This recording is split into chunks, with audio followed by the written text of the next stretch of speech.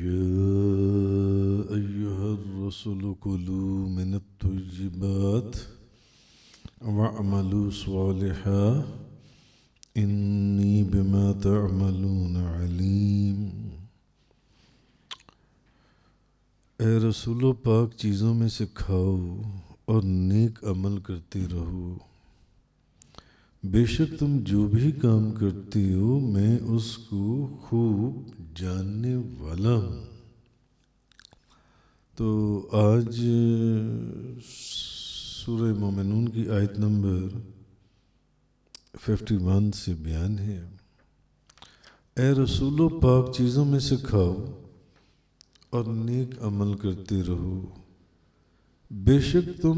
جو بھی کام کرتے ہو میں اس کو خوب جاننے والا ہوں۔ اب اس آیت میں بظاہر تمام رسولوں سے خطاب ہے، بظاہر تمام رسولوں کو خطاب کیا جا رہا ہے، اور یہ ممکن نہیں ہے کیونکہ تمام رسولوں کو الگ الگ قوموں کی طرف الگ الگ زمانوں میں بھیجا گیا، مگر خطاب تمام رسولوں سے، جبکہ تمام رسولوں کو علیحدہ علیحدہ قوموں کی طرف الگ الگ زمانوں میں مبعوث کیا گیا، پھر تمام رسولوں کی طرف یہ خطاب کیسا؟ تو یہاں سے اس کی تفسیر ہمیں یہ پتہ چلتی ہے کہ ہر رسول کے ساتھ اس کے زمانے میں یہ خطاب کیا گیا، اس لیے یہ فرمایا کہ اے رسولو، ہر رسول کے ساتھ اس کے زمانے میں یہ خطاب کیا گیا اور اس کو یہ ندا اور وصیت کی گئی، اور یہاں پر اس کو جمع کے صیغے سے اس لیے ذکر کیا گیا تاکہ سننے والا یہ جان سکے کہ یہ وہ حکم ہے جو تمام رسولوں کو کیا گیا تھا، اس لیے یہاں پر فرمایا اے رسولو پاک چیزوں میں سے کھاؤ، یعنی تمام رسولوں سے خطاب کیا گیا جو ان سے، اس لیے یہاں پر یہ فرمایا گیا جو تمام رسولوں کو فرمایا گیا جو ان سے، تاکہ سننے والے کو یہ پتہ چل جائے کہ یہ وہ حکم ہے جو ہر رسول کو دیا گیا تھا، سب کو اس حکم کی وصیت کی گئی ہے، اس لیے یہ حکم اس لائق ہے کہ اس پر مضبوطی کے ساتھ اور دائماً عمل کیا جائے۔ اچھا، اب اس آیت میں رسول سے مراد ہمارے رسول ہیں، کیونکہ تمام رسولوں کے ذکر کے بعد آپ کا ذکر کیا گیا۔ ابھی پیچھے آپ پچھلی آیات کے اندر بے شمار رسولوں کا اور ان کا قصہ جو ان سے آپ پڑھ آئیں اور سن آئیں اور سمجھ آئیں،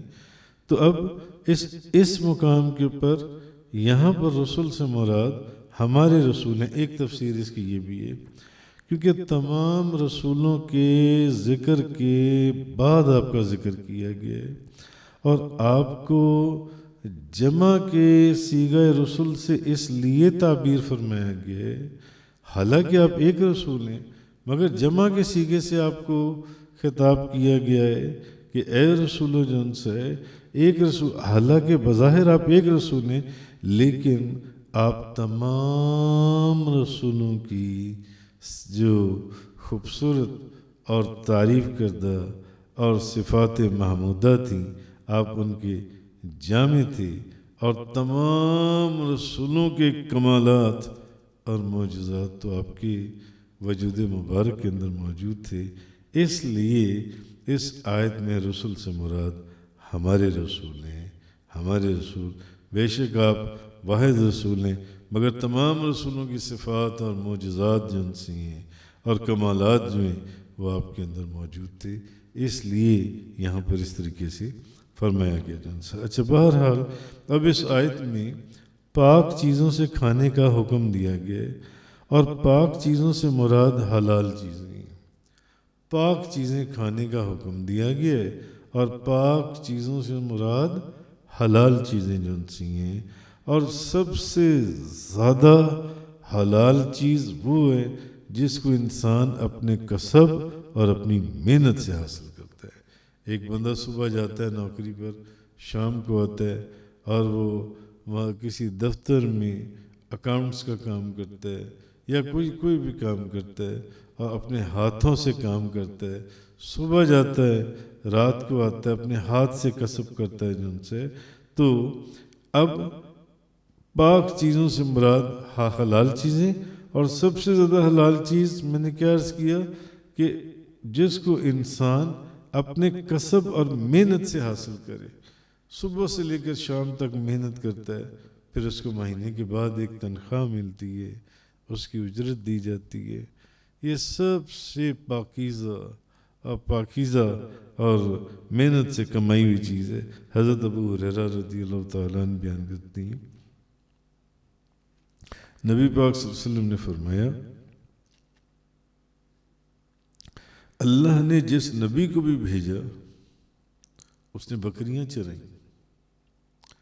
اللہ نے جس نبی کو بھی بھیجا اس نے بکریاں چرائیں۔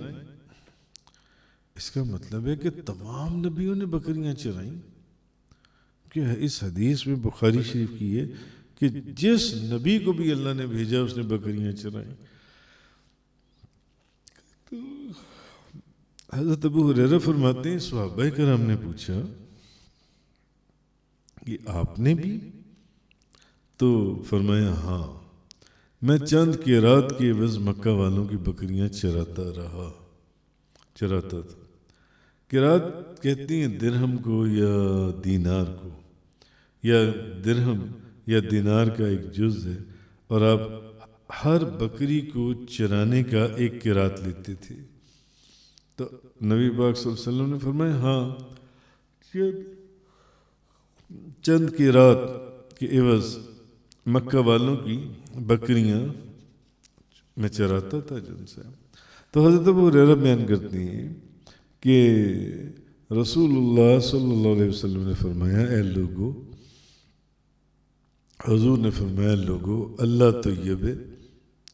اور وہ سوائے طیب اور طاہر چیز کے کسی چیز کو قبول نہیں کرتا۔ اب طاہر کا مطلب ہے وہ چیز جو فی نفس سے حلال ہو، اور طیب کا معنی ہے وہ چیز حلال ذرائع سے حاصل کی گئی ہو۔ مثلا اس کو سمجھنے کے لیے مثال یہ دی گئی ہے، چوری کا جو دودھ ہے، ایک دودھ کو چوری کر لیا گیا یا چوری کے پیسوں سے لیا گیا، چوری کا جو دودھ ہے، وہ فی نفس ہی حلال ہے، وہ دودھ جون سے، لیکن حلال طریقے سے حاصل نہیں کیا گیا، اس لیے وہ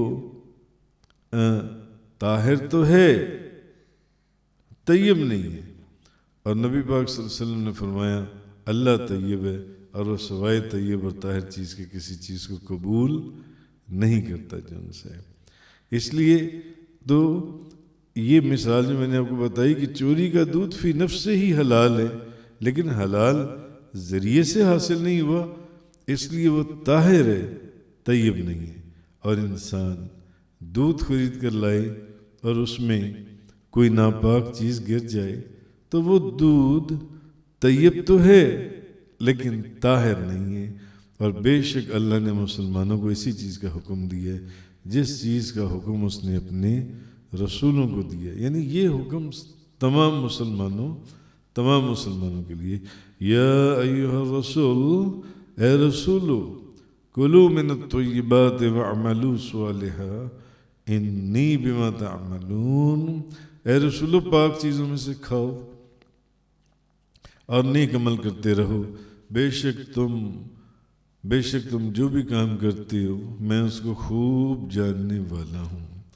حضرت بی بی عائشہ صدیقہ طیبہ طاہرہ زاہدہ عابدہ رضی اللہ تعالی عنہا آپ فرماتی ہیں کہ حضرت ابو بکر صدیق رضی اللہ تعالی عنہ کا ایک غلام تھا جو ان کے لیے کچھ مال کما کر لایا کرتا تھا۔ حضرت ابو بکر صدیق کا غلام تھا، جو بھی کام کرتا تھا اس کی ڈیوٹی تھی کہ اس نے پیسے کما کے لانی ہے ان کے لیے جن سے،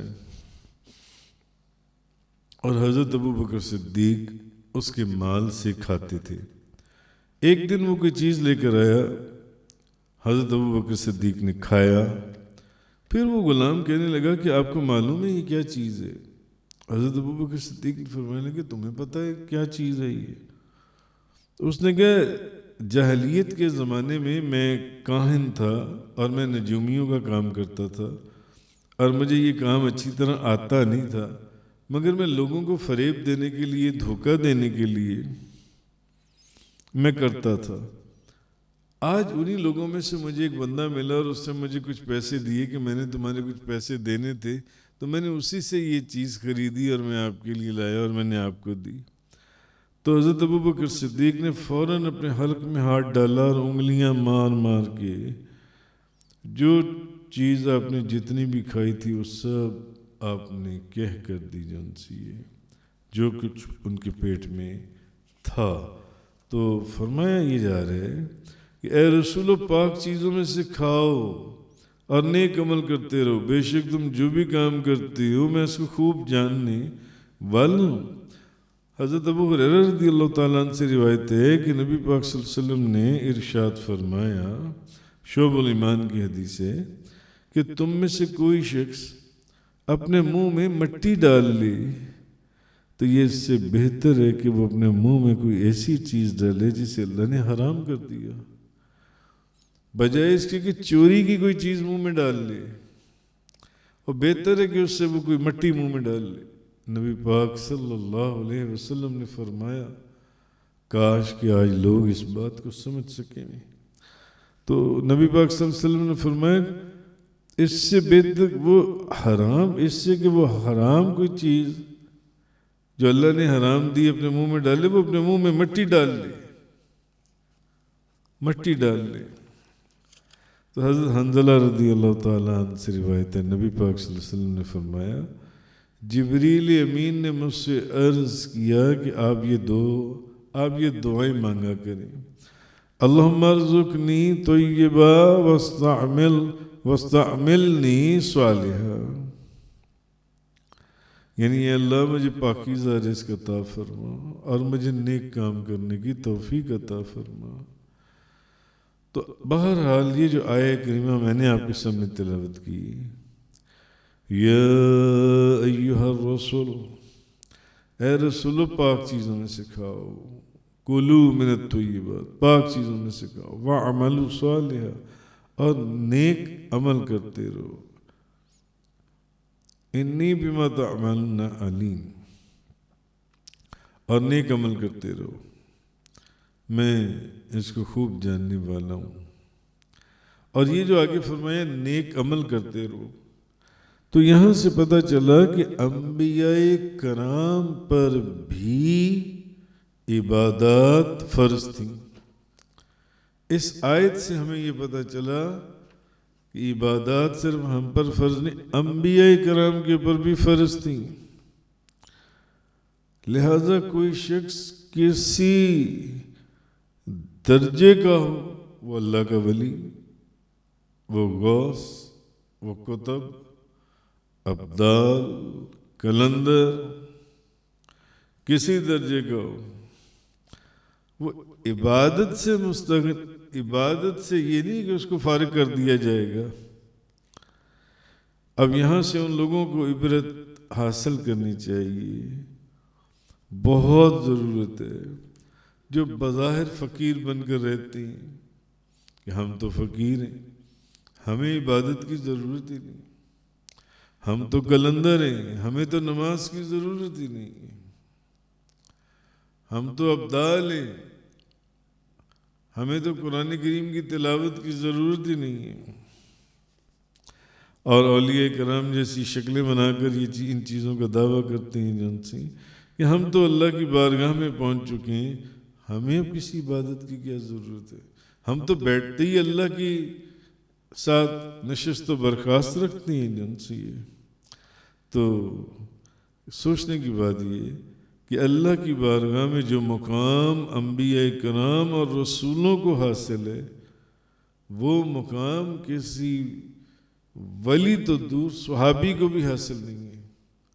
اللہ کی بارگاہ میں جو مقام انبیاء اور رسولوں کو حاصل ہے، وہ کسی ولی اور کسی صحابی کو وہ مقام حاصل نہیں ہے تو، اور نہ ہی کوئی کامل جتنا بھی کامل ولی ہے ان کے مقام تک پہنچنے کا دعویٰ کر سکتا ہے۔ تو جب انبیاء کرام کے اوپر عبادات فرض رہیں اور انہیں کوئی عبادت معاف نہیں ہوئی، تو یہ جو آج کل کے اولیاء نہیں کہا جائے گا، بناوٹی اولیاء اللہ، جو اولیاء اللہ کا بھیس بدل کر بیٹھے ہیں، جو یہ کہتے ہیں کہ ہم پر تو کوئی عبادت فرض ہے ہی نہیں، ہم تو کلندر کے مقام پر ہیں اور ہم اللہ کے ساتھ بیٹھتے ہیں، ہم پر عبادت فرض ہی نہیں رہی جون سی ہے۔ اللہ تعالیٰ ایسے لوگوں کو عقل سلیم عطا فرمائے کہ وہ یہ کیا کہہ رہے ہیں۔ وآخر دعوانا ان الحمدللہ رب العالمین۔ تفسیر قرآن کا یہ لیکچر انگلش میں سننے کے لیے براہ کرم ڈسکرپشن میں موجود لنک پر کلک کریں۔